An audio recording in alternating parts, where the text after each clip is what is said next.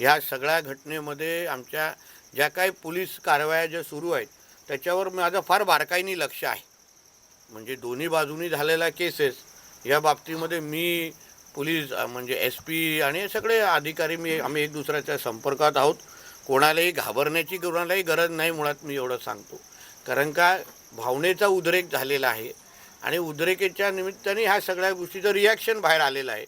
म्हणून सगळ्या गोष्टीमध्ये कसं वातावरण शांत करता येईल, कसं एकंदरीत आरोग्याची सुविधा कशी सुधारवण्यात येईल, या सगळ्या बाबतीमध्ये आमचे प्रयत्न भविष्यामध्ये राहतील. आता दुपारीच मी शासकीय आरोग्य व्यवस्थेबद्दल बरोबर मी काही बैठका घेतलेल्या आहेत. त्याही बाबतीमध्ये मी एक वेगळी पत्रकार परिषद घेऊन आपल्याशी मी निश्चित पद्धतीने बोलेन. पण ह्या दुःखद घटनेच्या निमित्ताने मी जिल्हावासियांना विश्वास देतो की अशा घटना परत आमच्या जिल्ह्यामध्ये घडणार नाहीत याची संपूर्ण काळजी शासनाचा प्रतिनिधी म्हणून आणि जिल्ह्याचा पालकमंत्री म्हणून मी निश्चित पद्धतीने घेईन.